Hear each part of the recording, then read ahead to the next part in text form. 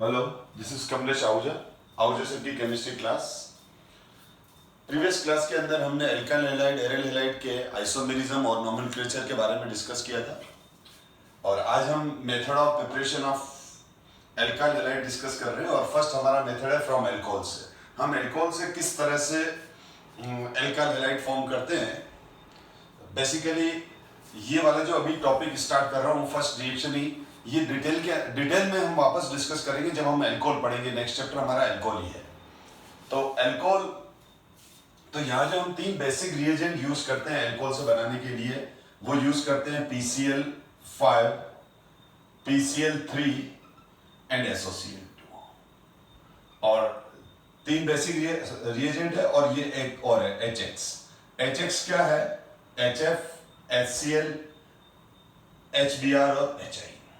तो यहाँ टोटल चार रिएजेंट हुए, PCl5, PCl3, SOCl2, या फिर HCl, HBr और HI। चलो डिस्कस करते हैं तो अपने आप समझ में आएगा। तो सबसे पहले हम जब PCl5, PCl3 और SOCl2 रिएक्ट करते हैं तो OH हटकर Cl आ जाता है। OH हटकर क्या आ जाता है? इनमें से किसी भी रिएजेंट से जब हम रिएक्शन कराएंगे, एल्कोहल है, ROH है, और ROH है तो चाहे हम PCl5 लें, चाहे हम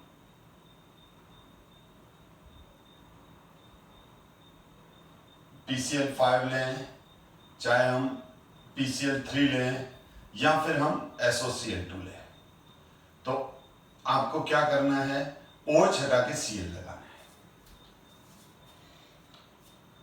हमेशा PCl5 जब भी रिएक्ट करेगा किसी भी ऑर्डिनरी मॉलिक्यूल से, तो उसका जो बाय प्रोडक्ट बनता है वो बनता है POCl3 बाय प्रोडक्ट। SOCl2 जब भी रिएक्ट करेगा तो उसका बाय प्रोडक्ट बनेगा SO2, और PCl3 जब भी रिएक्ट करेगा तो उसका बाय प्रोडक्ट बनेगा S3PO3। ये है फास्फोरस एसिड। तो ये बाय प्रोडक्ट है बेटा। कौन से बाय प्रोडक्ट हैं?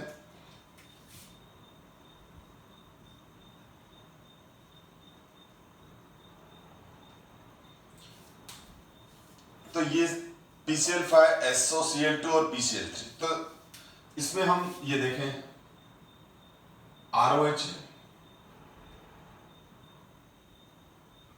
PCl5 है, तो सीधा है OH के Cl लगेगा। और इसमें क्या है? बाय प्रोडक्ट क्या बनेगा? बाय प्रोडक्ट POCl3 बनेगा।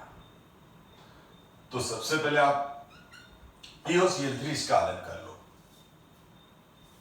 इसका POCl3 अलग हो गया, तो अब POCl3 अलग हो गया तो ये ऑक्सीजन, तो ये आ गया इसका, ये वाला।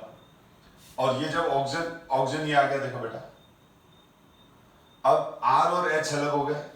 एक R के साथ एक Cl और इधर H के साथ एक Cl। तो ROH gives PCl5, RCl, HCl plus POCl3। Similarly अगर मैं इसको वापस एक्सप्लेन करूं, अलग अलग तरीके हो सकते हैं एक्सप्लेन करने के बेटा। जैसे PCl5 है ये,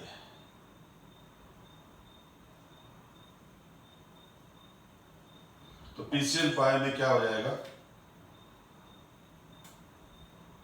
ये POCl3 अलग हो गया, ये POCl3 अलग हो गया, और ये दोनों कंबाइन करके RCl बना गए, और ये दोनों कंबाइन करके HCl बना गए। आई थिंक आपको समझ में आ गया होगा। लेकिन मैंने क्लियर कहा कि ये रिएक्शन, इसका डिटेल हम, क्योंकि एल्काइल हैलाइड में स्टार्ट होते ही फर्स्ट रिएक्शन ही बेसिकली एल्कोहल वाले चैप्टर से बिलोंग कर रही है, नेक्स्ट चैप्टर से बिलोंग कर रही है। तो अभी थोड़ा सा अपन को रटना पड़ेगा, लेकिन फिर आगे कंसेप्ट क्लियर होने के बाद आपको ये रिएक्शन इजी लगेगी जो मैं अभी प्रेजेंटली पढ़ा रहा हूँ। नेक्स्ट बाकी अभी जो नेक्स्ट रिएक्शन आने वाली है उनके कंसेप्ट तो मैं यही समझाने वाला हूँ। यस। दूसरा ये है कि अगर हम SOCl2 से रिएक्शन कराएं, तो SOCl2 से जब हम रिएक्शन कराते हैं तो मैंने क्या कहा, बाय प्रोडक्ट क्या बनेगा? इस केस में बाय प्रोडक्ट SO2 बनेगा। SO2 is the by product. अब SO2 बाय प्रोडक्ट बन गया, यानी अपन ये देखें तो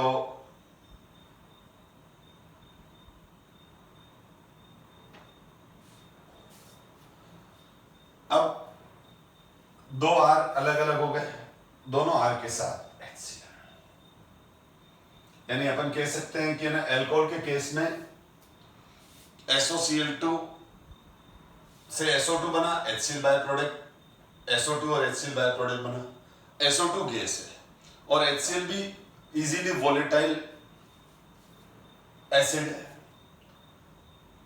एल्काइल हैलाइड लेस वोलेटाइल है। तो ये जो मेथड ऑफ प्रिपरेशन है ROH का SOCl2 से, SOCl2 को सल्फोनिल क्लोराइड बोलते हैं, SOCl2 is called sulphonyl chloride. तो SOCl2 का जो ये वाला रिएक्शन है ये बेस्ट रिएक्शन है। रीजन ये है कि HCl भी एस्केप हो जाता है और SO2 भी एस्केप हो जाता है, तो left behind pure alkyl halide. कोई भी मेथड ऑफ प्रिपरेशन को हम कब बेटर अच्छा बोलेंगे कि this is the good method of preparation, this is the best method of preparation, तो उसके अंदर बहुत सारी कंडीशन होती है। एक तो reaction easily low cost per complete हो जाए, सेकंड प्रोडक्ट की यील्ड अच्छी होनी चाहिए, हमारा जो टारगेट प्रोडक्ट है उसकी यील्ड अच्छी होनी चाहिए, यील्ड मतलब ज्यादा मिलना चाहिए। थर्ड, बाय प्रोडक्ट या तो मिलने ही नहीं चाहिए, और अगर बाय प्रोडक्ट मिल रहे हैं तो इजीली मेन प्रोडक्ट से अपने आप ही अलग हो जाने चाहिए। तो इस रिएक्शन के साथ ये सब कुछ जुड़ा हुआ है। जब हम ROH का रिएक्शन SOCl2 से करते हैं, जब हम ROH का रिएक्शन SOCl2 से करते हैं तो RCl बनता है, HCl और SO2 जो दोनों ये बाय प्रोडक्ट बनते हैं ये एस्केप हो जाते हैं, तो सारा का सारा अल्कोहल फाइनली एल्काइल हैलाइड में कन्वर्ट हो जाता है। सिस्टम में खाली RCl रह जाता है और ये दोनों सराउंडिंग में शिफ्ट हो जाते हैं, या हम इनको किसी दूसरी जगह कलेक्ट कर लेते हैं क्योंकि ये गैसेस हैं। इसी रिएक्शन को थोड़ा इंप्रूव किया डार्जोन ने, तो हम उस रिएक्शन को डार्जोन्स रिएक्शन कहते हैं। उसने क्या किया, इस रिएक्शन में ROH के अंदर SOCl2 लिया और ये रिएक्शन पिरिडीन की प्रेजेंस में कराई, C5H5N, दिस इज पिरिडीन। तो पिरिडीन एक बेसिक मॉलिक्यूल है। पिरिडीन क्या है, बेस है, और तो पिरिडीन की प्रेजेंस में कराई उसने, तो प्रोडक्ट ये मिला RCl HCl प्लस SO2। उसने क्या किया, इसी रिएक्शन में पिरिडीन यूज कर लिया। तो ये जो पिरिडीन था ये सिस्टम में जब पड़ा है तो ये खुद रिएक्ट तो नहीं करता है, लेकिन ये पिरिडीन बेसिक मॉलिक्यूल है। ये पिरिडीन क्या है, बेसिक नेचर का है, तो HCl इससे रिएक्ट कर लेता है, HCl सारा इसमें एब्जॉर्ब होके और सॉलिड मास के फॉर्म में अलग हो जाता है। तो अगर आपको कोई पूछे कि डार्जन्स रिएक्शन लिखो, तब आप ये लिखोगे ROH plus SOCl2 in presence of pyridine RCl HCl SO2। तो SOCl2 से जो रिएक्शन है, चाहे वो पिरिडीन की अब्सेंस में हो चाहे प्रेजेंस में हो, हम बेस्ट मेथड ऑफ प्रिपरेशन में लेते हैं। पिरिडीन के केस में और ज्यादा बेस्ट इसीलिए हो जाता है कि ये HCl हमारा पिरिडीन में एब्जॉर्ब होके और पिरिडीनियम क्लोराइड बन जाता है, एक सॉल्ट बन जाता है जिसको हम अलग कर लेते हैं।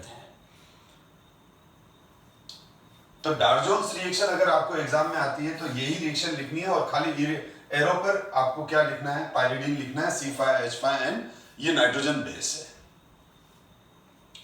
इसके अलावा हम आगे देखें तो PCl3 की बात करूंगा। तो मैंने अभी आपको बताया PCl3 का जो बाय प्रोडक्ट है वो क्या है, S3PO3। इनमें क्या करो, आप बाय प्रोडक्ट लर्न कर लो तो ऑटोमेटिकली मेन प्रोडक्ट समझ में आएगा फिर आपको। अब यहां पर क्या हो जाता है, PCl3 का बाय प्रोडक्ट ये हो गया S3PO3। तो S3PO3 तो बनना ही है। अब S3PO3 के लिए हमको ऑक्सीजन कितने चाहिए, 3 चाहिए। हाइड्रोजन कितने चाहिए, 3 चाहिए, तो हमको इधर 3 लगाना पड़ेगा, क्योंकि रिएक्शन बैलेंस कैसे होगी। और जब हमने 3 लगाया तो हमारे पास 3 एल्काइल ग्रुप आ गए, और ये 3 RCl प्लस H3PO3, तो ये बन गया बेटा। तो ROH PCl3 RCl H3PO3, clear. तो ये हो गया हमारा इधर by product POCl3, by product SO2, by product H3PO3। तो ये 3 रिएक्शंस हैं जिससे हम अल्कोहल से क्या बना रहे हैं, एल्काइल हैलाइड। स्पेशली ये क्लोरीन बनाने, क्लोरीन के लिए बहुत बेस्ट मेथड, क्लोराइड्स बनते हैं इससे, एल्काइल क्लोराइड्स। तो एल्काइल क्लोराइड ही मेनली इससे बनाते हैं, लेकिन इसमें क्या होता है बेसिकली, जो अगर हमारे को आयोडाइड, एल्काइल आयोडाइड या फिर एल्काइल ब्रोमाइड फॉर्म करने हैं, तो फिर हम ये लेते हैं बेटा। तो आप देखना बुक्स के अंदर ये लिखा हुआ रहता है, मैं एक्सप्लेन कर रहा हूं, पहले ऊपर वाला हटा देते हैं, वापस से देखते हैं। ध्यान दो बेटा, ROH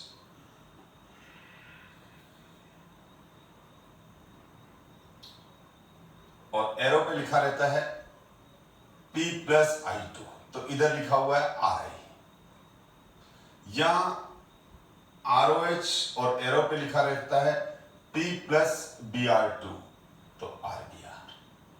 बेसिकली ये अगर हमको एल्काइल आयोडाइड और एल्काइल ब्रोमाइड बनाने तो वो इस तरह से बनते हैं। एक्चुअली होता क्या है, PCl3 तो स्टेबल मॉलिक्यूल है। अब इसमें देखो, इनऑर्गेनिक के अंदर मैंने पी ब्लॉक में पढ़ा रखा है ये सब कुछ, कि फास्फोरस, फ्लोरीन और क्लोरीन के कंपाउंड तो होते हैं स्टेबल, ब्रोमीन के कंपैरेटिवली लेस स्टेबल, और आयोडीन के लीस्ट स्टेबल होते हैं, क्योंकि आयोडीन का साइज बड़ा होता है। तो ये फ्लोरीन, ये क्लोरीन, ये ब्रोमीन और ये आयोडीन, ये फ्लोरीन, ये क्लोरीन, ये ब्रोमीन, ये आयोडीन, तो साइज बढ़ता जा रहा है बेटा। तो क्या होगा, आयोडीन का साइज बड़ा है, तो आयोडीन का साइज बड़ा है, तो आयोडीन किसी भी एटम से जब बॉन्ड बनाएगा तो एक तो उसकी बॉन्ड लेंथ ज्यादा होगी और बॉन्ड डिसोसिएशन एनर्जी कम होगी। यानी जनरली आयोडाइड और ब्रोमाइड के जो कंपाउंड हैं वो थर्मली अनस्टेबल होते हैं, यानी थोड़ा बहुत टेम्परेचर में वो डिसोसिएट हो जाते हैं। तो जैसे P+I2 रिएक्ट कर रहा है, P+I2 रिएक्ट कर रहा है और 2PI3 बनता है, बिल्कुल बनेगा इनविट्रो। इनविट्रो का मतलब होता है इनसिटू, सॉरी, तो कि भाई बना, जैसे हमने टेस्ट ट्यूब लिया।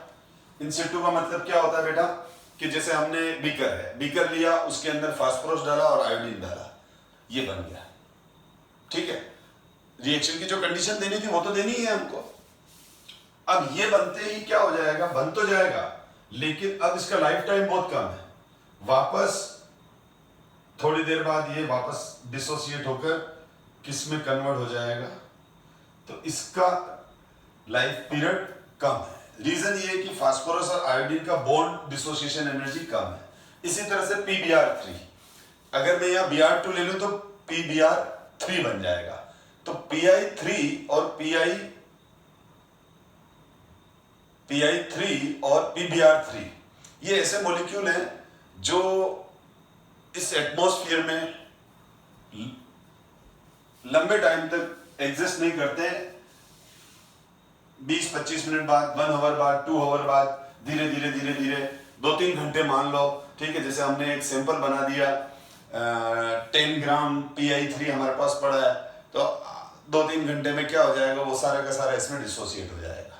लेकिन PCl3 तो परमानेंटली एग्जिस्ट करता है। जैसे लेब में वाटर एग्जिस्ट पड़ा है तो वो एग्जिस्ट करेगा, HCl एग्जिस्ट करेगा, H2SO4 एग्जिस्ट करेगा। तो ऐसे तो यहाँ PI3 तो हम ये बोले कि हम PI3 से रिएक्ट करें, नहीं, हम PI3 से रिएक्ट नहीं करते। हम लेब में क्या करते हैं, फास्फोरस, हम क्या करते हैं लेब के अंदर अगर हमको एल्काइल आयोडाइड बनाना है तो हम क्या करते हैं, पहले फास्फोरस और I2 को मिक्स करते हैं और PI3 बना लेते हैं। फास्फोरस और I2 को मिक्स करते हैं और क्या बना लेते हैं? फास्फोरस और I2 को मिक्स करके हमने क्या बना दिया? 2PI3। अब ये 2PI3 लॉन्ग लिव्ड नहीं है, शॉर्ट लिव्ड मॉलिक्यूल है, बहुत जल्दी डिसोसिएट होकर खत्म होने वाला है। लेकिन ये खत्म हो उससे पहले ही हमने क्या किया, इस जैसे ये बनाया जैसे इन दोनों को मिक्स किया, मिक्स करने के बाद हमने इसमें एल्कोहल डाल दिया। क्या डाल दिया? एल्कोहल डाल दिया। तो ये जो PI3 है वो इस एल्कोहल से रिएक्ट करेगा। ये PI3 इस एल्कोहल से रिएक्ट करेगा जैसे PCl3 ने किया था, और क्या बन जाएगा? 3Ri plus S3PO3। सिमिलरली यहां Br आ जाएगा। तो इसीलिए ना आप बुक के अंदर देखोगे एरो पर P प्लस I2 लगा रहता है। तो बेसिकली ये P प्लस I2 का मतलब ये हुआ कि हमने जैसे सपोज करो टेस्ट ट्यूब में रिएक्शन कर रहे हैं तो PI3 लैब में अवेलेबल नहीं है, PCl3 है। अब आपको समझ में आ गया PI3 क्यों नहीं अवेलेबल है? क्योंकि वो एक अनस्टेबल मॉलिक्यूल है। तो हमने क्या किया? फास्फोरस लिया, टेस्ट ट्यूब में थोड़ा फास्फोरस डाला, आयोडीन डाला, प्रॉपर सॉल्वेंट डाला, क्योंकि रिएक्शन के हमेशा रिएक्शन में 3 चीजें होती है बेटा, रिएक्टेंट, रिएजेंट एंड सॉल्वेंट। तो हम एक प्रॉपर सॉल्वेंट में रिएक्टेंट्स को डिसॉल्व करते हैं। अब वो प्रॉपर सॉल्वेंट वाटर हो सकता है, एसीटोन हो सकता है, अल्कोहल हो सकता है, बेंजीन हो सकता है, कुछ भी हो सकता है। ये डिपेंड करता है रिएक्टेंट कौन से हैं और हमको प्रोडक्ट क्या बनाना है। तो हम एक प्रॉपर सॉल्वेंट लेते हैं टेस्ट ट्यूब में, उसमें फास्फोरस और आयोडीन डिसॉल्व करके प्रॉपर शेक करते हैं। अगर थोड़ा सा हीट करना है तो हीट भी कर लेंगे। तो अब अंदर क्या बन गया? PI3 बना। जैसे ही ये थोड़ा सा रिएक्शन, हमको लगा कि 2-3 मिनट हो गए, रिएक्शन हो गई होगी, तो हम उसमें अल्कोहल डाल देते हैं। अब जैसे ही अल्कोहल डाल देते हैं तो ये अल्कोहल अंदर जो PI3 बना है उससे वो रिएक्शन करता है और वो अल्काइल आयोडाइड में कन्वर्ट हो जाता है और बाय प्रोडक्ट S3PO3 बनता है। तो इस वजह से क्या होता है कि हम अल्कोहल और अल्काइल आयोडाइड और अल्काइल ब्रोमाइड बनाने के लिए हम क्या यूज करते हैं? व्हाइट फास्फोरस होता है बेटा, ये व्हाइट फास्फोरस प्लस I2 या white phosphorus plus Br2 test tube में लेके और फिर उसमें अल्कोहल डालते हैं।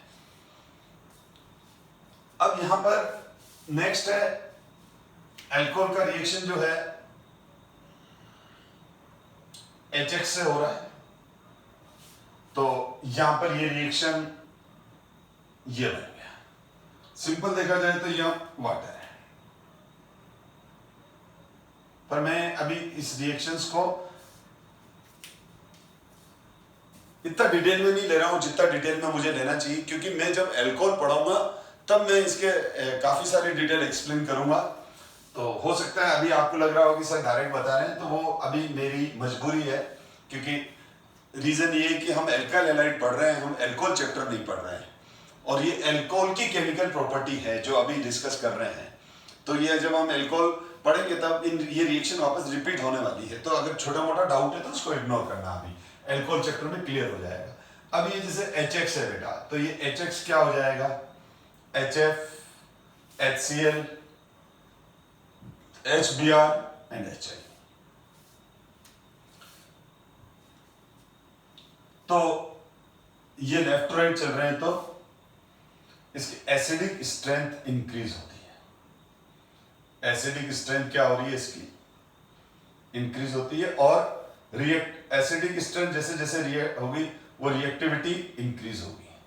आप देख लो पी ब्लॉक में भी मैंने HF, HCl, HBr, HI पढ़ाया था, तो उस समय भी बताया था ये मोर एसिडिक है और मोर रिएक्टिव है। HI, HF इतना कम रिएक्टिव है, H और F का बॉन्ड डिसोसिएशन एनर्जी हाई है, ठीक है, H और F का बॉन्ड डिसोसिएशन एनर्जी हाई है। HF हार्डली आयोनाइज होता है, तो जनरल कंडीशन में HF रिएक्ट नहीं करता है, इसीलिए हम एल्काइल फ्लोराइड नहीं बना पाते हैं इस मेथड से। HCl रिएक्ट करता है ZnCl2 की प्रेजेंस में, और HCl प्लस ZnCl2 के इस मिक्सचर को हम ल्यूकास रिएजेंट कहते हैं। ल्यूकास रिएजेंट के बारे में भी हम नेक्स्ट चैप्टर में डिस्कस करेंगे अल्कोहल के अंदर। बहुत इंपॉर्टेंट है रिएजेंट ये। तो अगर हम रिएक्शन एल्कोहल का HCl प्लस ZnCl2 में कर रहे हैं तो बन जाएगा RCl प्लस H2O। अगर एल्कोहल का रिएक्शन हम, लेकिन HBr और HI का रिएक्शन डायरेक्ट हो जाता है।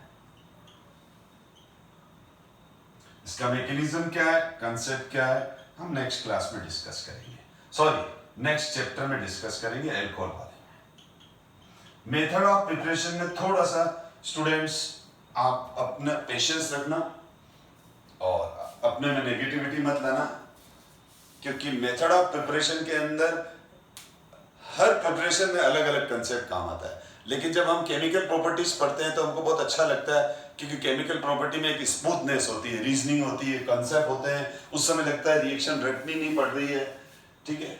और मेथड ऑफ प्रिपरेशन में आपको थोड़ा सा लगेगा कि हमको रटना पड़ रहा है, या हमको कुछ चीजें डाउट हैं जो क्लियर नहीं हो पा रहे हैं। लेकिन मैंने क्या कहा, वो डाउट तभी क्लियर होंगे जब उस चैप्टर में आएंगे हम। जैसे ये इन सबके डाउट तभी क्लियर होंगे जब हम एल्कोहल पढ़ेंगे। तो ये हो गया बेटा। अब मैं इसमें एक बात क्लियर करूं, यहां पर हम, अब वो बुक का क्वेश्चन है तो मैं डिस्कस करूंगा।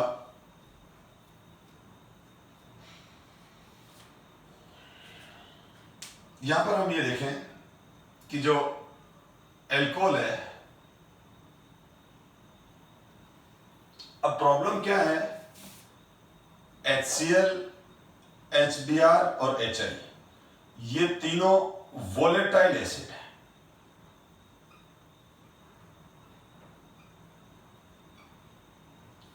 ये तीनों वोलेटाइल एसिड है, तो इनको एक स्टोर करने की भी प्रॉब्लम आती है।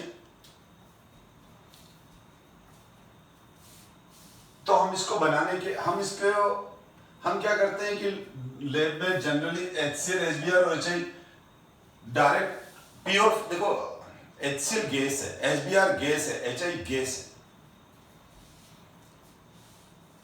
तो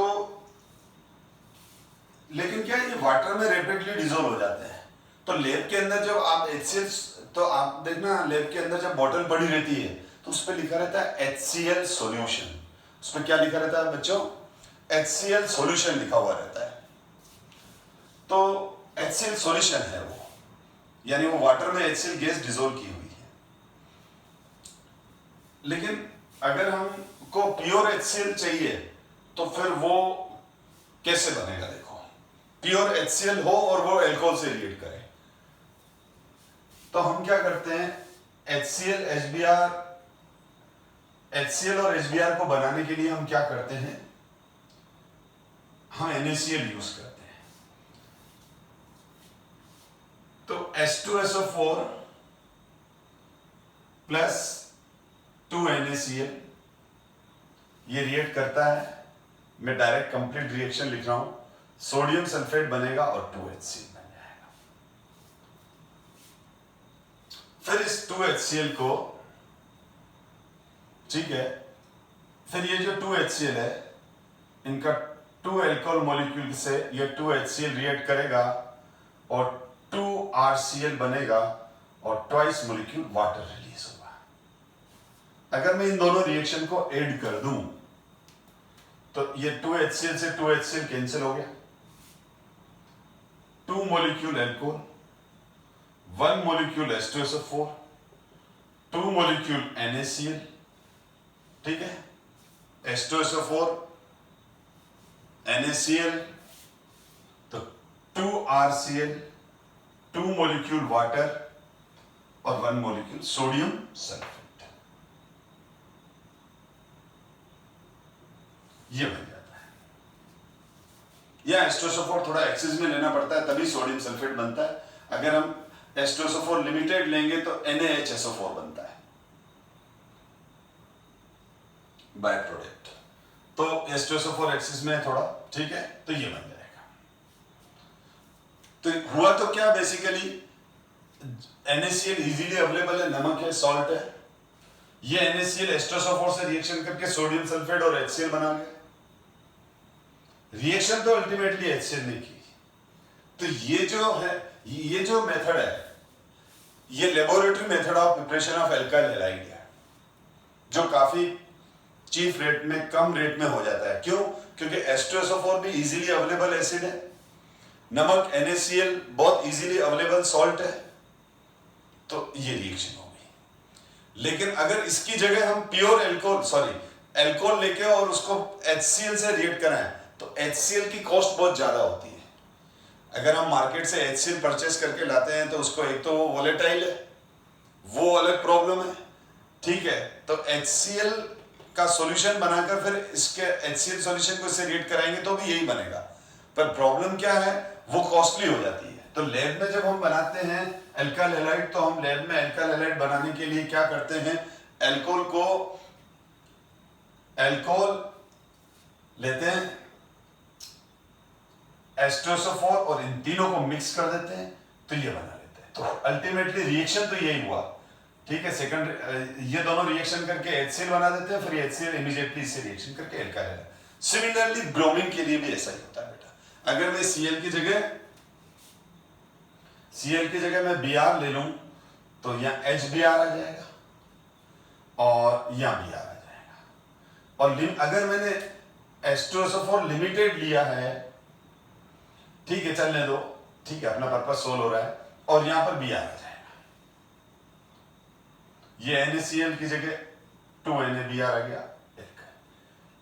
अब बुक के अंदर एक क्वेश्चन है कि हम या NaI अगर ले लेते हैं या Ki ले लेते हैं, एक ही बात है, NaI लो चाहे Ki लो। तो बुक में क्वेश्चन ये है कि हम जब ये रिएक्शन अगर NaI ले लो या Ki ले लो, तो क्या बन जाएगा, K2SO4 बनेगा और 2HI बनेगा। अब जैसे ही HI बनता है तो होता क्या है, HI अच्छा रिड्यूसिंग एजेंट है, HI is good reducing agent. देखो इसमें इनऑर्गेनिक के कंसेप्ट तीन लोग क्या आएंगे, कहीं आएंगे, मतलब यूनिक की पूरी ऑर्गेनिक में आएंगे, जैसे यहाँ आ ही रहे हैं।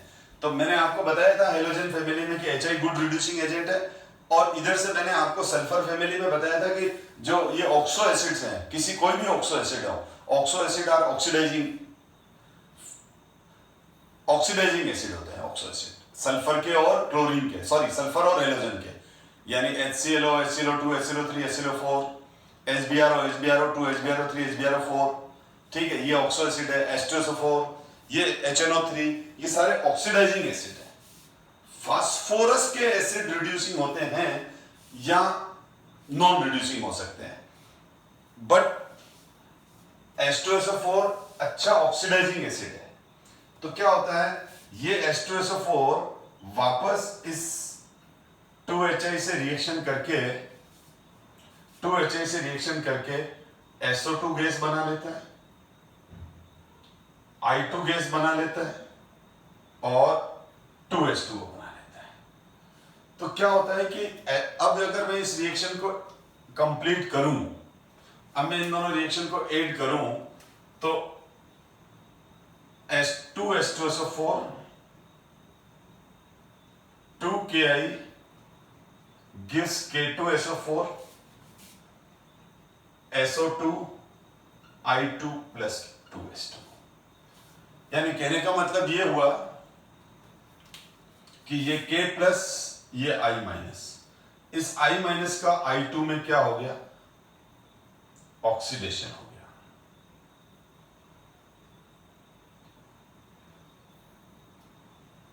I2 का I माइनस का क्या हो गया, ऑक्सीडेशन हो गया।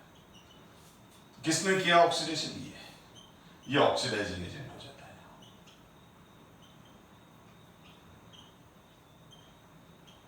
तो ये ऑक्सीडाइजिंग एजेंट की तरफ बिहेव कर लेता है। तो यहां HI नहीं बनता है, आप ये ध्यान रखना, यहां क्या नहीं बनता है। तो इसीलिए हम Ki और H2SO4 से एल्काइल आयोडाइड नहीं बना पाते हैं। एल्काइल आयोडाइड के लिए या तो डायरेक्ट HI लेना पड़ता है, प्योर HI लेना पड़ता है, या फिर हम P प्लस I2 ये वाला यूज करते हैं। तो इसमें देखो बेटा, ये तो मैंने लिख रखा है बेटा, मैंने पहले ही कहा है कि ये सारी चीजें आपको थोड़ा सा इसमें पेशेंस रखो, परेशान मत हो, क्योंकि ये वाले सारे कॉन्सेप्ट आपके एल्कोहल में मैं ज्यादा डिटेल में क्लियर करूंगा। 3ROH PX3, 3RX S3PO3, X chlorine और ब्रोमीन है, ठीक है, क्योंकि आयोडीन का तो कंपाउंड बिल्कुल ही ज्यादा अनस्टेबल होता है। वैसे तो PBr3 भी अनस्टेबल होता है, पर फिर भी PBr3 ले सकते हैं।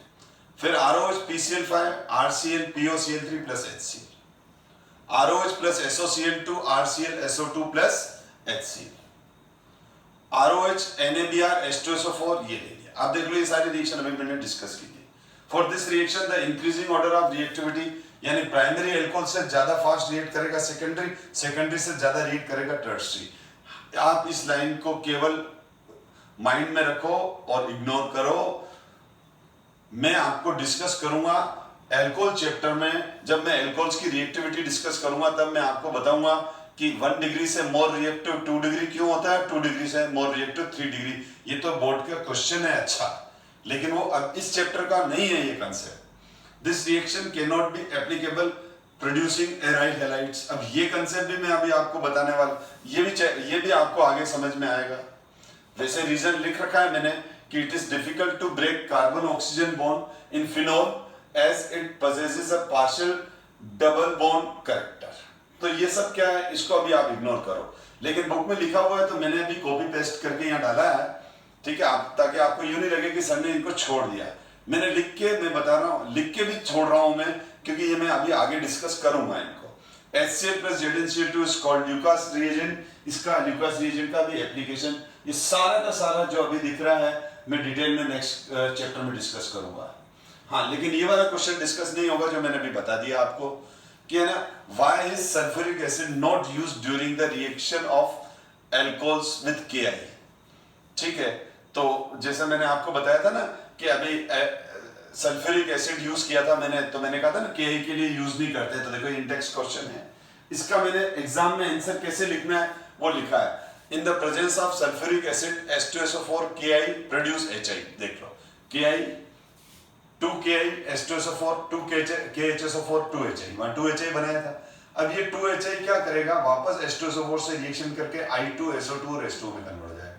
यानी सीधी बात, जो KI है वो H2SO4 से रिएक्शन करके HI बाई प्रोडक्ट नहीं देगा, HI नहीं देगा। क्या वो HI फिर फर्दर रिएक्ट करके I2 में। As a result the reaction between alcohol and HI to produce alkyl halide can not occur. जब HI बना ही नहीं तो प्रोडक्ट कैसे बनेगा। Therefore sulfuric acid is not used during the reaction of alcohols with KI. Instead a non-oxidizing acid such as S3PO4 is used। ठीक है, अब ये बोल रहा है कि ना, मैंने क्या कहा आपको, मैंने आपको ये कहा कि फास्फोरस के ऑक्सो एसिड को छोड़ दो तो बाकी सारे ऑक्सो एसिड ऑक्सीडाइजिंग होते हैं। तो देखो, हम H2SO4 की जगह अगर S3PO4 ले लेंगे तो ये सेकंड वाली रिएक्शन नहीं होगी, ये सेकंड वाली रिएक्शन नहीं होगी। यानी कहने का मतलब, जब मैं अगर S3PO4 लूंगा और इसकी रिएक्शन KI से कराऊंगा तो 2KI का जो रिएक्शन हुआ वो बनता है KH2PO4 प्लस 2HI। अब ये 2HI, ये जो 2HI है, ये 2 मॉलिक्यूल अल्कोहल से रिएक्ट करेगा, ये 2 मॉलिक्यूल अल्कोहल से रिएक्शन करेगा और 2RI बनाएगा प्लस 2H2O निकाल देगा। लेकिन हम इसकी जगह H2SO4 नहीं ले सकते, मैं अभी बता चुका हूं आपको। अब इस रिएक्शन को ऐड कर दूं, दोनों रिएक्शन को, तो हम 2HI से 2HI कैंसिल हो गया, 2 alcohol molecule 2S3PO4 2KI gives 2 alkyl iodide plus 2KH2PO4 plus 2H2O। तो ये रिएक्शन बन गई। अब मैं आज थोड़ी सी छोटी सी क्लास ही ले रहा हूं मैं, क्योंकि मेरे को अब जो नया टॉपिक चालू करना है उसको मेरे को काफी डिटेल में ये वाला from hydrocarbon free radical halogenation, ये काफी इंटरेस्टिंग टॉपिक है। थोड़ा सा मेरे को डिटेल में एक्सप्लेन करना पड़ेगा इसको, क्योंकि ये 11th का, ये इसका कंसेप्ट 11th में था, तो इसका मतलब मैं अभी हम 12th पढ़ रहे हैं तो इसका डिटेल कंसेप्ट मेरे को अब इस प्रेजेंट क्लास में ही पढ़ाना पड़ेगा, मतलब जिस क्लास के अंदर मैं ये डिस्कस करूंगा। और मैंने अभी एल्कोहल से जो एक्सप्लेन किया, बस आप इतना सा लर्न करो। और हम जो मैंने आपको कहा ना कि ये सारे पॉइंट जो रह गए हैं कि फिनॉल क्या होता है, फिनॉल से हम क्लोरोबेंजीन क्यों नहीं बना पाते हैं, या एराइल हैलाइड इसमें उस प्रीवियस मेथड से हम क्यों नहीं बना पाते हैं, तो ये सारे पॉइंट हम नेक्स्ट चैप्टर में डिस्कस करेंगे। लेकिन यहां से हम अब प्रॉपर आगे बढ़ेंगे बेटा। Thank you so much.